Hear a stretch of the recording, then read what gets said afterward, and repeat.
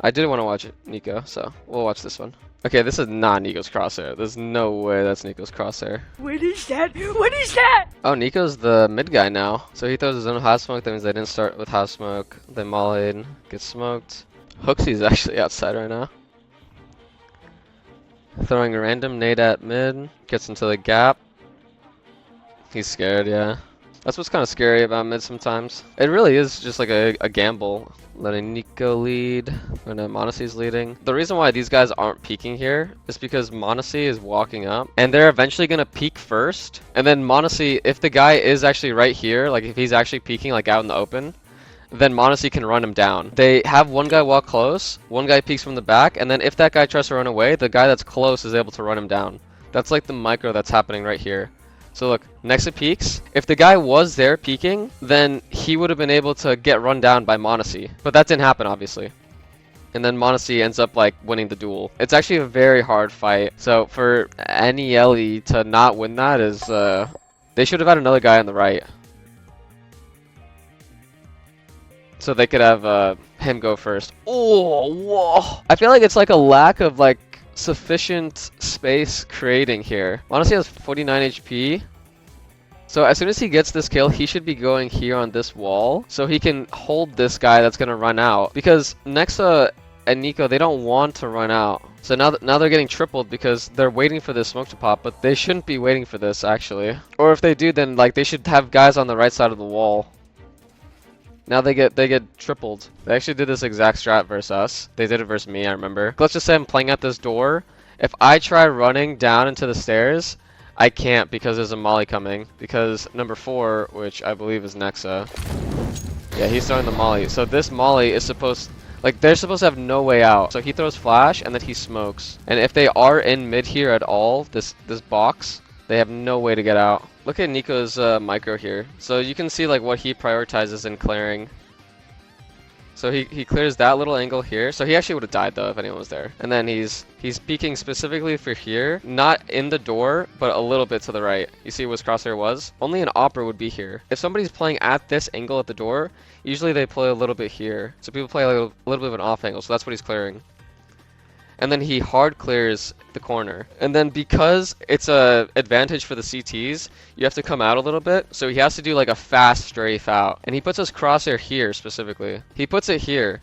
And the reason why he's putting it here and not at the corner is because he has to gamble this whole square. So obviously people can be anywhere on this wall when you're actually going for this peak. He's hoping they're not on this side because that's going to be a harder flick.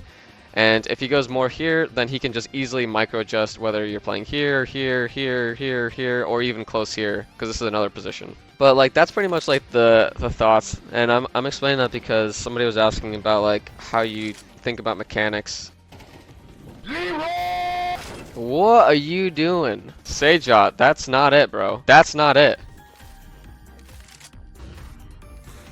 Ooh, I'm surprised that works so well. So like for you to understand like what Niko's about to do, you have to like look at what's happening on the map right now. So they're going for a early B main flash check. So they just threw something in con and they double walked up. They flash, try to kill this guy. So he gets that kill. And now Niko, because he knows it's clear, so they killed the B main guy. Both Niko and Nexa both know that they're about to play either mid or A right now. So Niko has two options. He either can molly in front, or he can just do this and just go for random spams.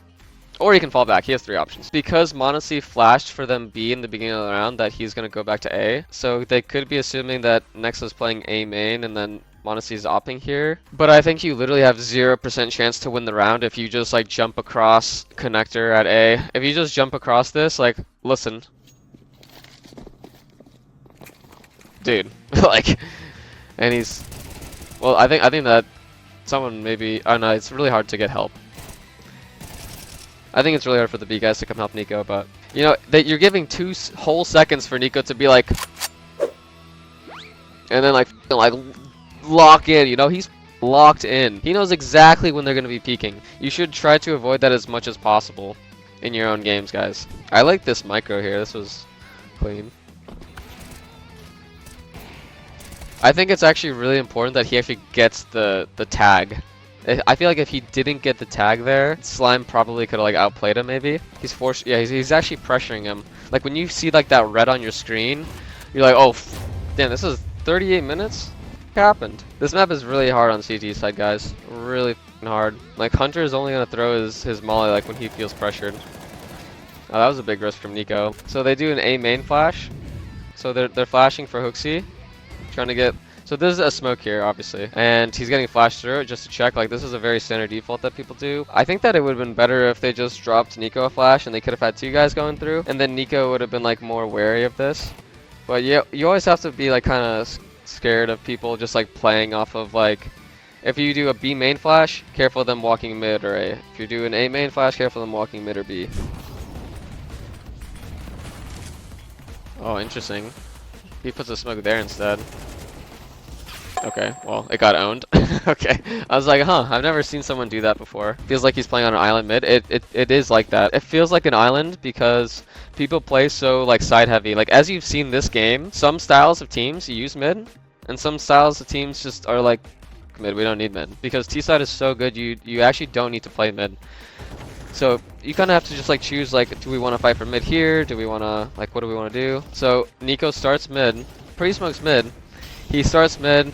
Okay, molly, nade. He's like, okay, are they doing anything with those nades? Nope, he's just like random nades. So Niko's like, okay, nothing's mid. Let's go play. I'm gonna play 4B and we're gonna stack. This is the worst case scenario actually for Nexa.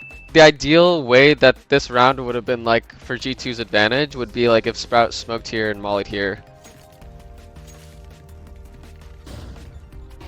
This is why it's kind of hard to play default, especially if you play 4x3. Like, the chances that Niko's gonna see this is very, very low. If he played like 16x9, it would have been way earlier, or it would have been way easier. But now it's pretty much impossible. It's pretty much impossible for him to have dodged that.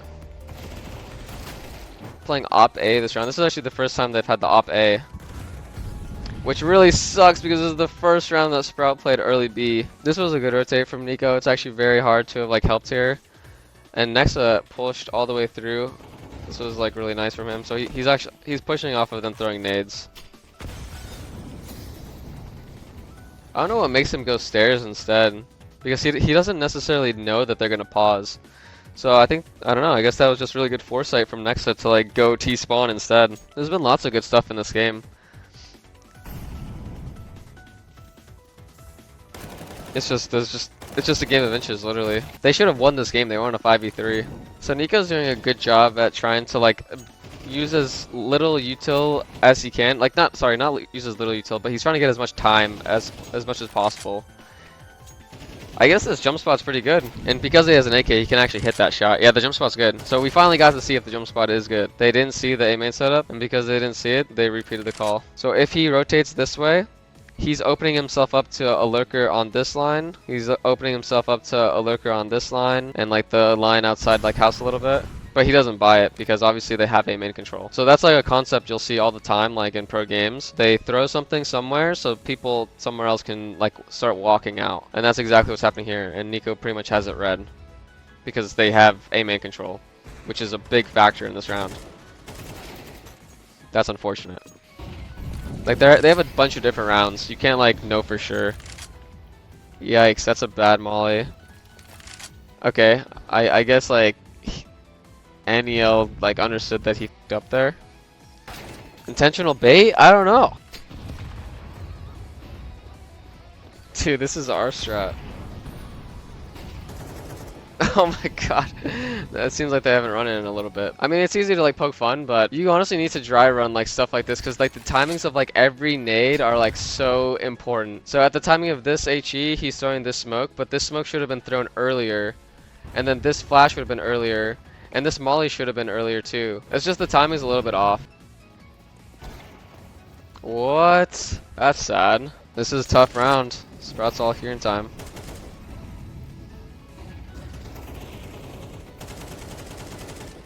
Oh my god, that guy's crazy. But it actually was a good play. I think it actually would have worked. That actually would have worked if he like was able to get that flash off and go through. How often would you say you're still learning, finding new things? All the time. That's the nice thing about competitive games, is that like there's always something new. Always something that's like happening.